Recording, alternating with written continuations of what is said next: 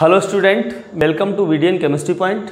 मैं हूं राज यादव और क्लास 11 जैसे कि आप जानते हैं हमारा चैप्टर मोल कॉन्सेप्ट चल रहा है और मोल कॉन्सेप्ट में हम लोग पढ़ रहे हैं स्टोइकियोमेट्री ऑफ सॉल्यूशन, अर्थात सॉल्यूशन की रस समीकरण मिति चल रही थी हमारी। और सॉल्यूशन की रस समीकरण मिति जानने के लिए हमने क्या किया था, विलयन पढ़ा था कि आखिर विलयन क्या होता है। और इससे पीछे वाली वीडियो को बता रहा हूँ, मैंने विलयन पढ़ा था कि विलयन क्या होता है, दो से अधिक पदार्थों का समांगी मिश्रण यानी विलयन कहलाता है। ठीक है, जैसे चीनी और पानी को मिलाएंगे तो मिलाने पर जो तैयार होगा मिक्सचर, उस मिक्सचर को हम क्या कहेंगे, विलयन कहेंगे। ठीक है, विलयन में दो चीज़ें होती हैं, एक विलेय होता है और एक विलायक होता है। जो कम मात्रा में होता है वो विलेय होता है, जो ज़्यादा मात्रा में होता है वो विलायक होता है। जैसे चीनी और पानी में, चीनी क्या है, विलेय है, अर्थात चीनी को पानी मिलाने पर चीनी विलीन हो जाती है, मतलब खो जाती है, इसलिए चीनी क्या है, विलेय है और पानी विलायक है। जो घोला जाता है वो विलेय होता है, जिसमें घोला जाता है वो विलायक होता है। ठीक है, नेक्स्ट हमने पढ़ा था कि सांद्रता क्या होती है। तो निश्चित यानी विलयन के निश्चित आयतन में जितना सॉल्यूट घुला होता है, जितना विलेय पदार्थ घुला होता है उसे हम सांद्रता कहते हैं।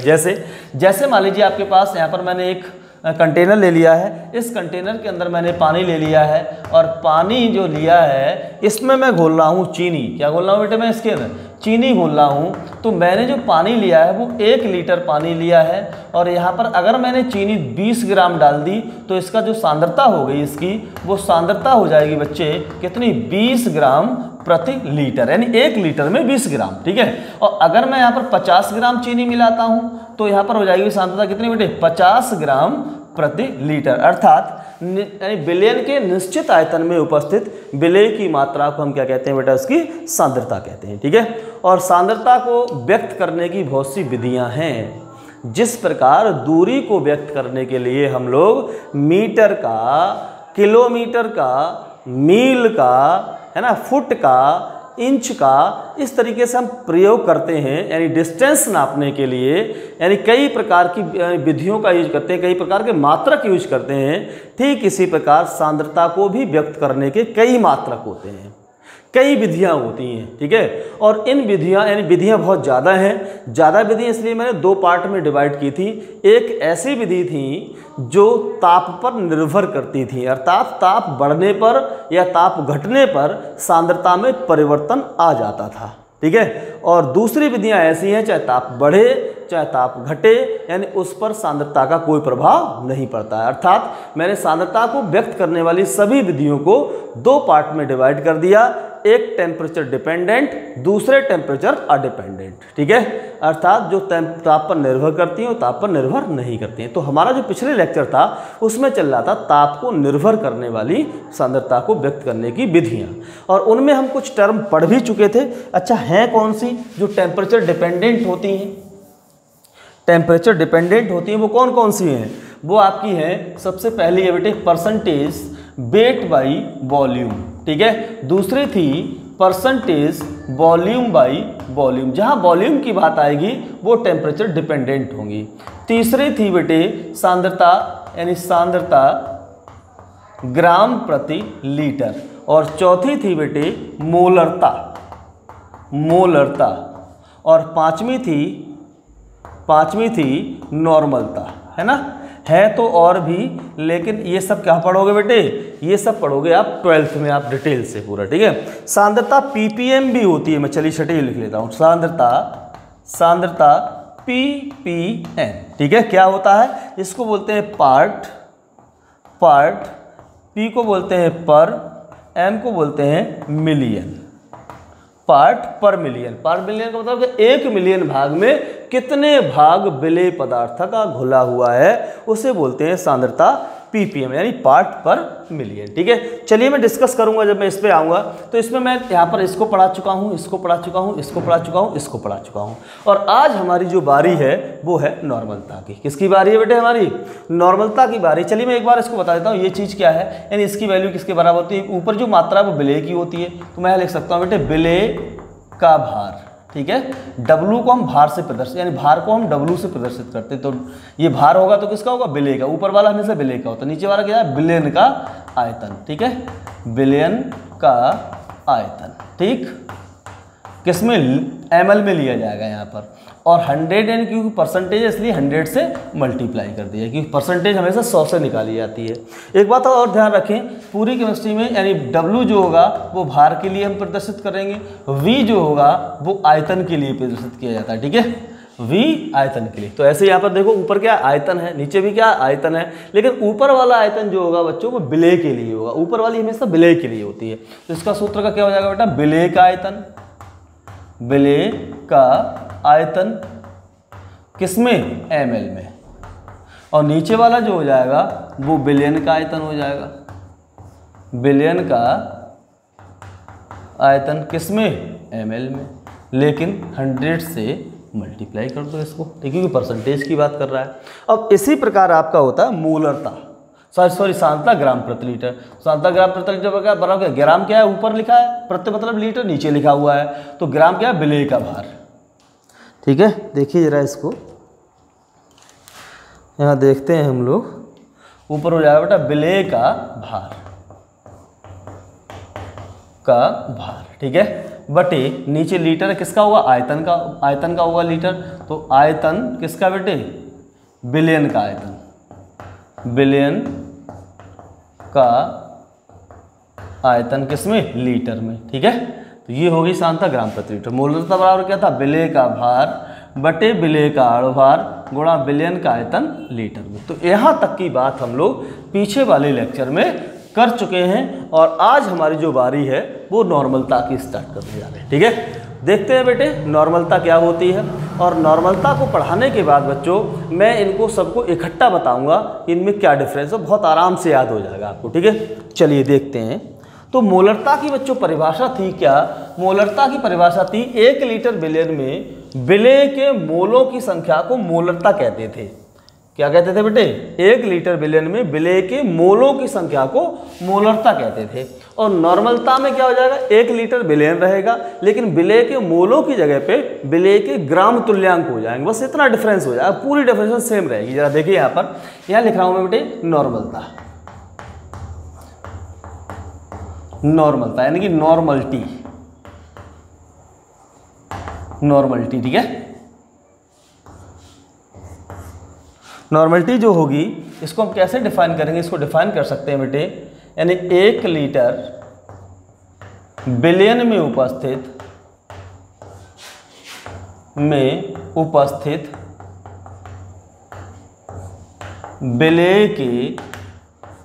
विलय के ग्राम तुल्यांकों की संख्या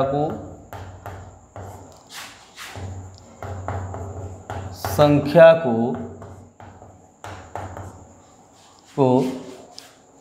बिलियन की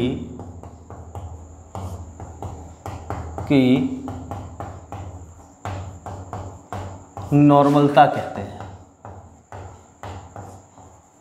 क्या कहते हैं बच्चों, बिलियन की नॉर्मलता कहते हैं। इसे कैपिटल N से प्रदर्शित करते हैं,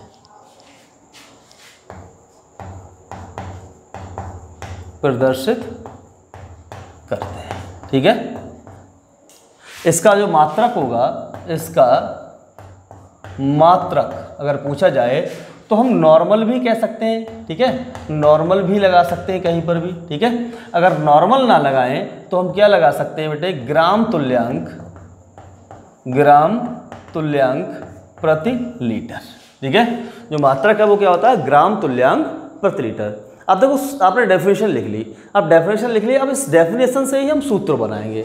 जब सूत्र बनाएंगे तो आपको ज़्यादा समझ में आ जाएगा, ठीक है। नॉर्मलता यानी कि नॉर्मलता, नीचे लिखता हूँ थोड़ा सा, यानी कि नॉर्मलता बराबर क्या होगा, नॉर्मलता कैपिटल N लिखते हैं, ठीक है। बराबर क्या होगा, बराबर होगा बेटे, यानी देखो विलय को ऊपर लिखेंगे और बिलियन को नीचे लिखेंगे। अब ये क्या दिया, बिलियन का आयतन, ठीक है। 1 लीटर बिलियन यानी 1 लीटर की बात कर रहा है तो वो आयतन की बात कर रहा है, ठीक है। लेकिन आयतन लिया किसके में गया है, लीटर में लिया गया, ये इसकी इंडिकेशन कर रहा है, ठीक है।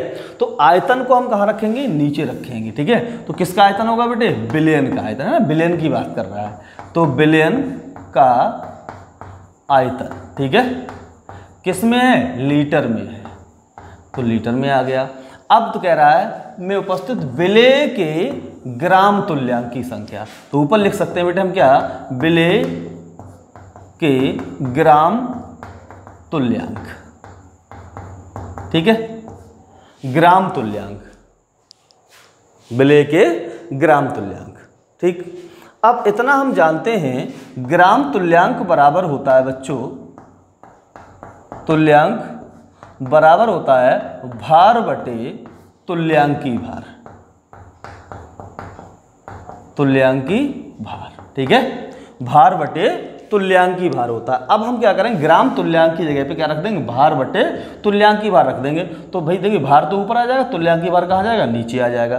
तो नॉर्मलता का नया फॉर्मूला आपका निकल के आ जाएगा बच्चे, नॉर्मलता बराबर विलेय का भार, विलेय का भार बटे इसी का तुल्यांकी भार, यानी बटे तुल्यांकी भार की भार गुणा आयतन किसका, विलयन का, विलयन का आयतन किसमें बच्चों, लीटर में है, ठीक है, विलयन का आयतन किसमें है, लीटर में है, ठीक है।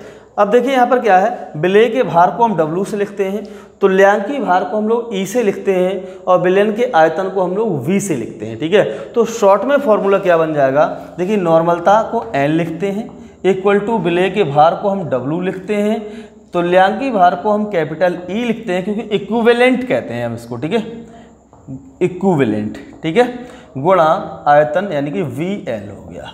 ये आपकी नॉर्मलता के लिए फॉर्मूला निकल करके आ गया। लेकिन तुल्यांकी भार सीधे सीधे नहीं दिए होते हैं, तुल्यांकी भार निकालने पड़ते हैं, तब वहाँ पर फिक्स करने पड़ते हैं। तुल्यांकी भार का मान तब लगाना पड़ता है जब हम तुल्यांकी भार की वैल्यू को कैलकुलेट करेंगे, ठीक है। कैलकुलेट करेंगे, कैसे कैलकुलेट करेंगे जरा देखिए, तो एक नया फॉर्मूला आपका और आ जाएगा। मैं थोड़ा सा यहाँ पर जगह बना लेता हूँ, आप इसे नोट कर सकते हैं, वीडियो को रोक करके आप नोट कर लीजिए और नोट करने के बाद में हम लोग आगे बढ़ सकते हैं, ठीक है। देखिए जरा यहाँ पर थोड़ा हम लोग जगह बना ली हमने, ये पूरा मिटा दिया मैंने यहाँ इसको। तो मैंने यहाँ पर फॉर्मूला निकाला था बेटे, नॉर्मलता equal to weight divided by तुल्यांकी भार इनटू आयतन लीटर में, ठीक है। और हम जानते हैं कि जो तुल्यांकी भार होता है वो आपका होता है अणुभार, यानी m0 बटे n फैक्टर, अणुभार बटे n फैक्टर। एक नया टर्म आ गया आपका n फैक्टर। इस n फैक्टर को कैसे कैलकुलेट करते हैं, शांति रखिए, वीडियो को लगातार देखते रहिए, भागना नहीं है। अगर भाग जाओगे तो आप n फैक्टर निकालना नहीं सीख पाओगे, ठीक है। तो रुकिए भाई रुकिए। तो इसको हम उठा करके यानी ई की वैल्यू की जगह पे ये चीज़ रख देंगे। जब ये रखेंगे तो नॉर्मलता का नया फॉर्मूला क्या आ जाएगा बेटा, जरा देखिए यहाँ पर W डिवाइडेड बाई ई की जगह जी आ जाएगा, तो m0 divided by n factor into VL।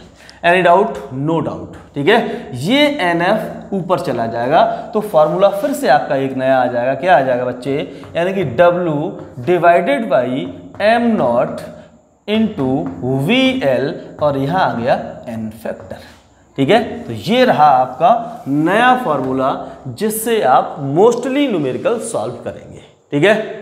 अब देखिए बेटे, ये आपके पास फॉर्मूला आ गया। अब मैं क्या करता हूँ, n फैक्टर तो निकालना सिखाऊंगा ही आपको, लेकिन उससे पहले मैं रिलेशन बता देता हूँ n यानी कि मोलरता में और नॉर्मलता में संबंध क्या होता है, ठीक है। मोलरता और नॉर्मलता में संबंध क्या होता है उस चीज़ को मैं आपको और सिखा दे रहा हूँ, ठीक है। तो ये आपने नोट कर ही लिया होगा, नहीं करा है तो वीडियो रोको और इसको नोट कर लीजिए, ठीक है।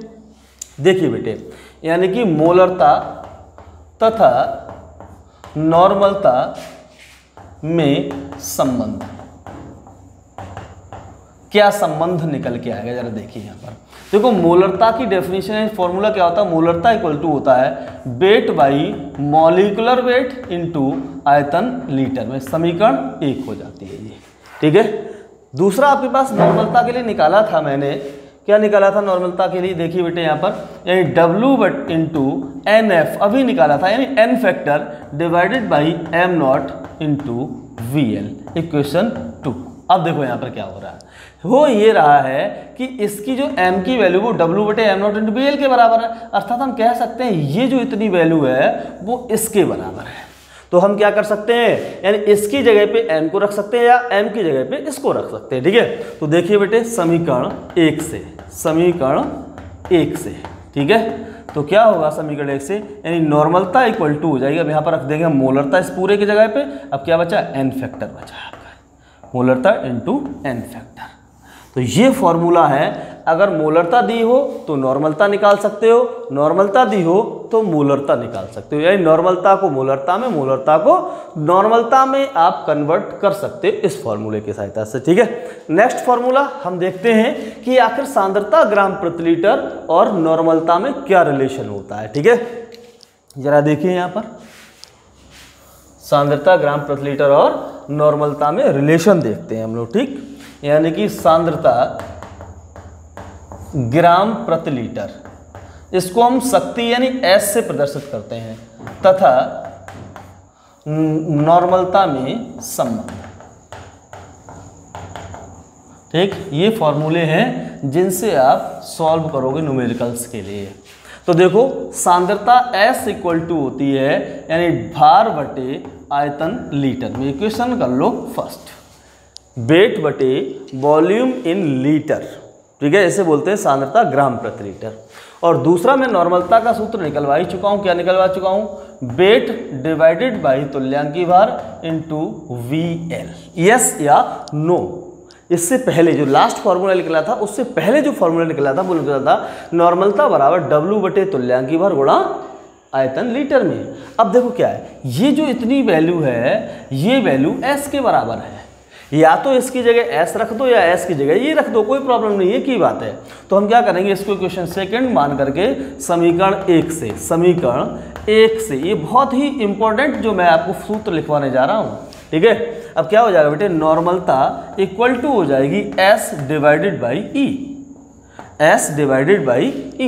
ठीक है, यानी कि सांद्रता बटे तुल्यांकी भार, और सांद्रता को हमें निकालना है, तो सांद्रता बराबर क्या हो जाएगा बेटे, जरा देखिए, यानी सांद्रता ग्राम प्रति लीटर, सांद्रता ग्राम प्रति लीटर, यानी इसको S बोलते हैं, इक्वल टू क्या हो जाए, तो S को मैंने जब इधर ले लिया तो इसकी और इसकी मल्टीप्लाई हो जाएगी, यानी नॉर्मलता गुणा तुल्यांकी भार। ये याद रखना, ये फॉर्मूला बहुत ही इंपॉर्टेंट है। ये जब भी आप, मैं स्टार लगा देता हूँ, इसको याद रखना, क्योंकि ये फॉर्मूला आपको 12th में प्रैक्टिकल सॉल्व करते समय यूज करना पड़ेगा, जब आपको सांद्रता ग्राम प्रति लीटर में निकालनी होगी। नॉर्मलता दे रखी होगी और सांद्रता ग्राम प्रति लीटर में निकालनी होगी, तब आप इस फार्मूले को यूज करेंगे, यानी नॉर्मलता गुणा तुल्यांकी भार। ठीक है, तो इतना आपको समझ में आ ही गया होगा। नेक्स्ट अब हम चलते हैं बच्चों कुछ और इम्पॉर्टेंट सूत्रों की तरफ जो नॉर्मलता से रिलेटेड हैं। रुके रहना, बस वीडियो 5 मिनट की और है, आप समझते रहना, आपको नई नई चीज़ें देखने को मिलेंगी यहाँ पर। ठीक है, अब क्या कहा जाता है, कहा यह जाता है कोई 2 विलयन है, कोई भी 2 विलयन दिए जाएंगे, उसमें पहले विलयन की नॉर्मलता दे रखी होगी और उसका आयतन दिया गया होगा, दूसरे विलयन की नॉर्मलता दे रखी होगी और उसका आयतन दिया गया होगा। अब क्या होगा, ये 4 हुए, 2 विलयन अलग अलग हैं, उनमें से कोई 3 चीज़ें दे रखी होंगी, 2 के आयतन दिए होंगे, 1 की नॉर्मलता दी होगी, या 2 की नॉर्मलता दी होगी, 1 का आयतन दिया गया होगा। तो अगर आयतन 1 का होगा तो दूसरे का आयतन निकालना पड़ेगा, और नॉर्मलता अगर 1 की होगी तो दूसरे की नॉर्मलता निकालनी पड़ेगी। ठीक है, तो देखिए बेटे क्या है, 2 विलयन के आयतन क्रमशः V1 व V2 हैं, तथा दूसरे विलयन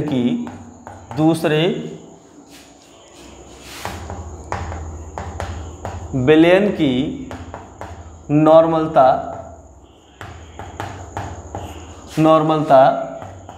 N2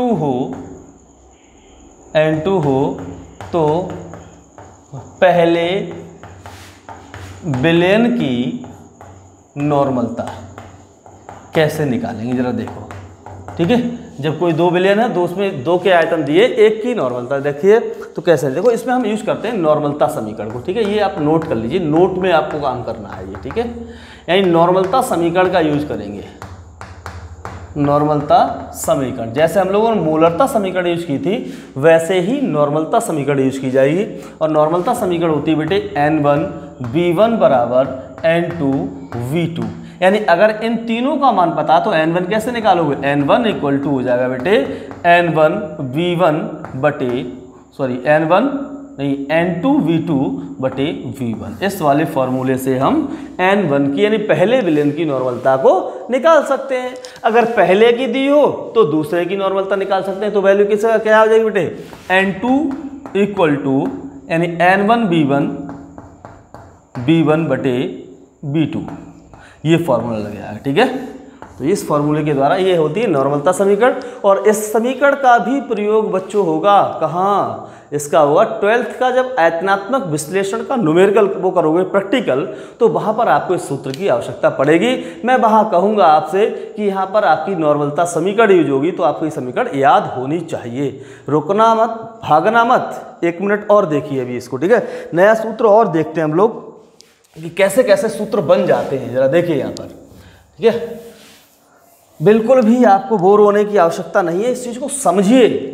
जो चीज़ आपको नहीं आती उस पर ज़्यादा फोकस करो, आपको बहुत अच्छी लगना शुरू हो जाएगी। ठीक है, देखो जरा यहाँ पर आपको क्या कह दिया जाएगा, आपसे कह दिया जाएगा बेटा 2 बिलियन है। जरा देखो यहाँ पर 1 बिलियन आपके पास ये है, दूसरा बिलियन आपके पास ये है। अब ये कह रहा है ये जो बिलियन है, इस बिलियन की जो आयतन है V, वो आपके पास है V1, जो नॉर्मलता N है वो आपके पास है N1। ठीक है, दूसरा बिलियन है, इस वाले बिलियन का जो आयतन है V वो है V2 और इसकी जो नॉर्मलता है N वो है N2। ठीक है, कह रहा है दोनों को मिला दो, एक तीसरे बर्तन में कर दीजिए, इस वाले बिलियन को तीसरे बिलियन में डाल दो इस बिलियन को। ठीक है, इस तीसरे वाले बिलियन में डालेंगे तो ये कह देगा, इसका तो आयतन तो बहुत सिंपल सा तरीका है ना। मान लो ये और ये दोनों आयतन, दोनों वॉल्यूम है, इन दोनों को मिला दो, इसी के बराबर तो होगा, तो ये हो जाएगा B1 प्लस B2, है ना।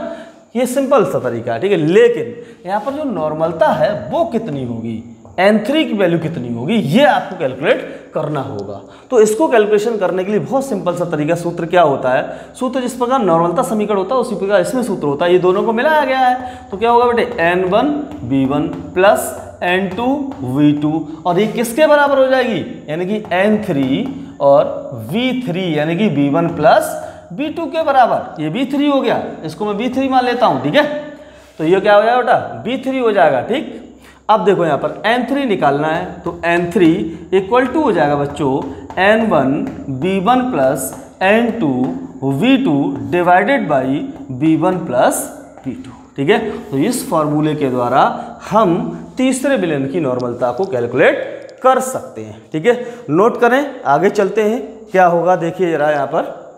ठीक, चलो देखिए भाई, अब हम देखते हैं एन फैक्टर की कैलकुलेशन कैसे की जाती है। ठीक है, देखिए जरा देखते हैं।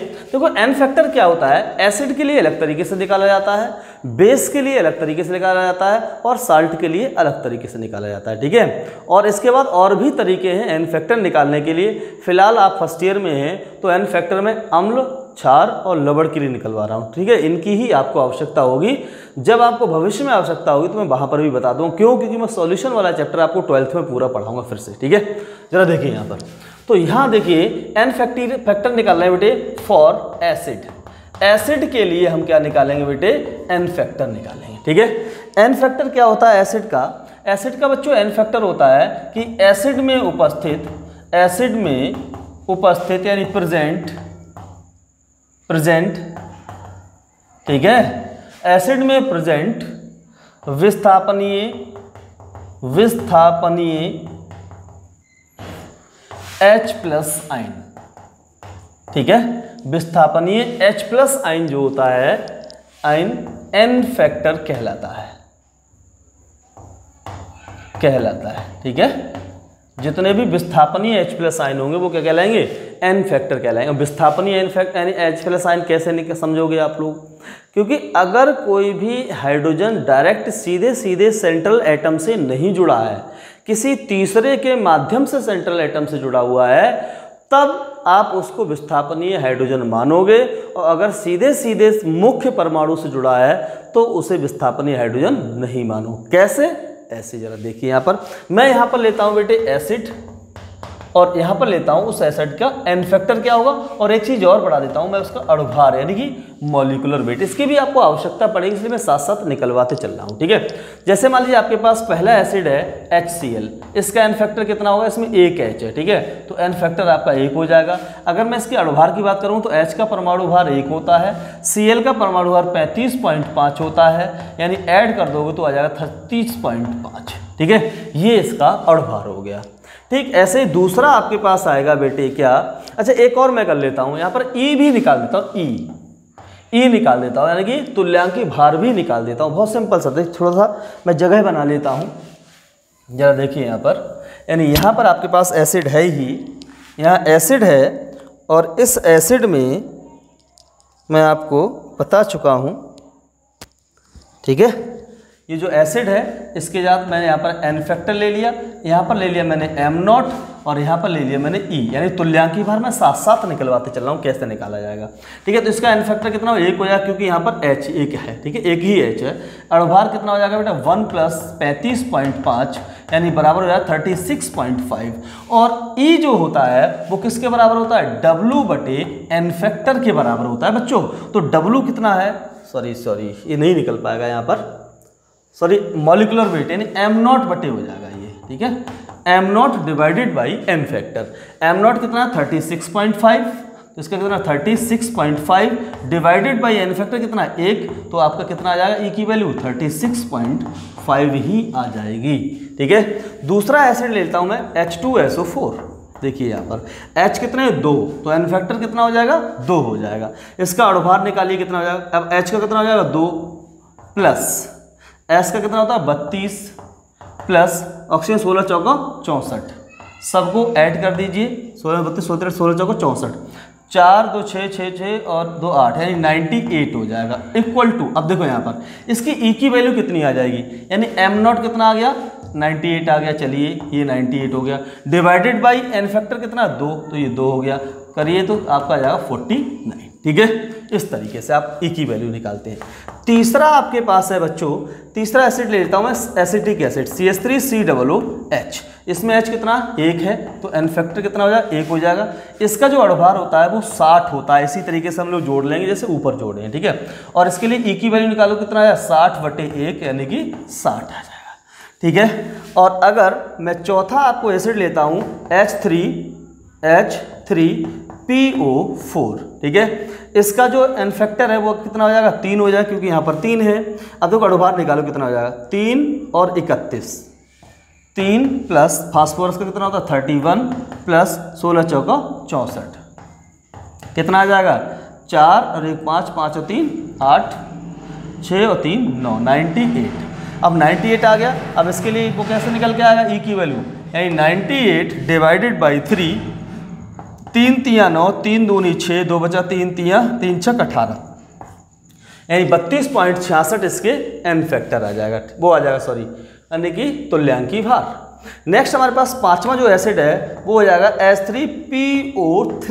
यहाँ देखिए इसके लिए एन फैक्टर की वैल्यू 2 होती है। कारण क्या होता है, अगर मैं इसको जोड़ूंगा जरा देखो, P पर डबल बॉन्ड O और यहाँ OH हो जाएगा, यहाँ OH हो जाएगा, लेकिन एक H मुझे सीधे फास्फोरस से जोड़ना पड़ेगा, इसलिए ये एन फैक्टर में काउंट नहीं किया जाएगा। ये जो H है वो O के थ्रू आपका फास्फोरस से जुड़ा हुआ है, और जो तीसरे एटम के थ्रू सेंट्रल एटम पे जुड़ा होता है उसी को हम एन फैक्टर में काउंट करते हैं। 2 हाइड्रोजन ऐसे, एक ये और एक ये, इसलिए एन फैक्टर आपका 2 हो जाएगा। जरा देखिए इसका कितना हो जाएगा 3 प्लस 31 प्लस 16 2 16 3 48, ऐड करो कितना हो जाएगा 8 और 1 9 9 3 12 के 2 हासिल 1 4 और 1 5 3 8 यानी 82, यानी 82 डिवाइडेड बाई 2, यानी 2 चौक 8 2 एकम 2, इतना हो जाएगा इसका एन फैक्टर, ठीक है। तो कुछ एसिड थे जिसके लिए मैंने आपको एन फैक्टर निकलवा दिया कि एन फैक्टर में 3 चीज़ें निकलवा दी। आपको एसिड दिया गया है, इसका एन फैक्टर ये हो गया, इसका अणुभार ये हो गया, और इसका तुल्यांकी भार ये हो गया,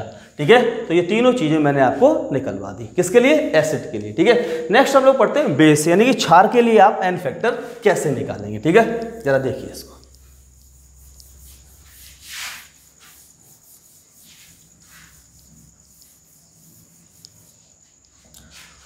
क्षार फॉर बेस, ठीक है। बेस के लिए आप एन फैक्टर कैसे निकालोगे, ठीक है।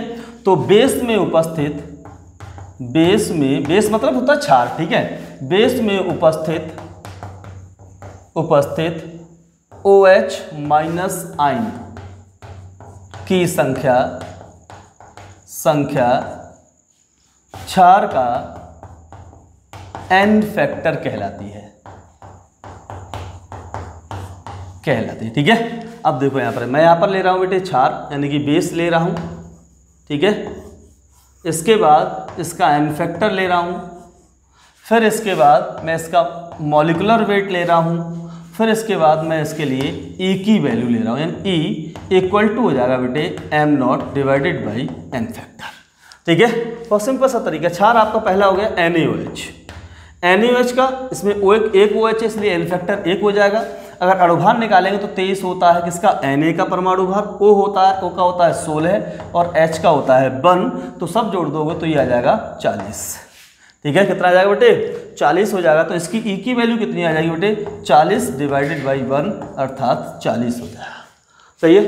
नेक्स्ट हमारे पास आ गया दूसरा क्षार ले लो, जैसे मान लो आपने ले लिया KOH में भी एक OH है तो इसका भी एन फैक्टर 1 हो जाएगा, यानी यहाँ पर हो जाएगा 39 प्लस 16 प्लस 1, यानी कि 1 और 6 17, 17 और 9 26, 17 और 9 26 के 6 हासिल 1 और 1 और 3 4 4 और 1 5, यानी 56 ऐड कर लेना, ठीक है। 9 और 1 10, 10 6 16 के 6 हासिल 1 और 3 और 1 4 और 1 5, ठीक है। 56 यानी 56 डिवाइडेड बाई 1, यानी कि 56 का एन फैक्टर आ गया, ठीक है। ऐसे ही अगला क्षार लोगे CaOH का होल ट्वाइस, इसका कितना 2 OH है इसलिए एन फैक्टर कितना आ जाएगा, 2 हो जाएगा। अब Ca का बच्चों होता है 40 प्लस O का होता है 16 दूनी 32 हो जाएगा, H का 2 हो जाएगा क्योंकि 2 O है 2 H है, ठीक है। तो यहाँ देखिए बेटे कितना हो जाएगा, 40 और 34 यही 40 और 34 यही 74 बराबर 74, तो आ जाएगा 74 डिवाइडेड बाई 2, ठीक है। तो कितना हो जाएगा बेटे, 2 3 6 2 7 14 यानी 37। इस प्रकार हम लोग बच्चों क्षार का एन फैक्टर, अणुभार और उसका तुल्यांकी भार निकाल लेते हैं, ठीक है। नेक्स्ट हम लोग चल रहे हैं बेटे कि आप साल्ट में लवण में एन फैक्टर कैसे निकालेंगे, ठीक है। लवण में कोई भी लवण दिया गया हो तो उसका एन फैक्टर कैसे निकाला जाएगा, जरा देखिए यहाँ पर, यानी कि फॉर किसके लिए, साल्ट के लिए, ठीक है। साल्ट क्या होता है, अम्ल और क्षार को मिलाते हैं तो साल्ट बनता है, ठीक है। तो लवण में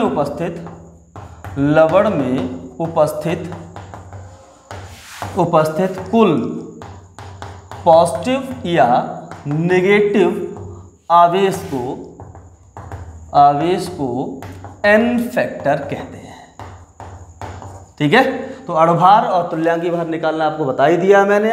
अब देखो यहाँ पर कितना हो जाएगा, जरा देखिए यहाँ पर, जैसे मान लो मैंने यहाँ पर ले लिया लवण और यहाँ ले लिया उसका एन फैक्टर, ठीक है। लवण ले लो NaCl, ठीक है। तो NaCl में अगर हम तोड़ूंगा तो Na पे +1 होता है, Cl पे -1 होता है, तो एन फैक्टर कितना हो जाएगा, 1 हो जाएगा।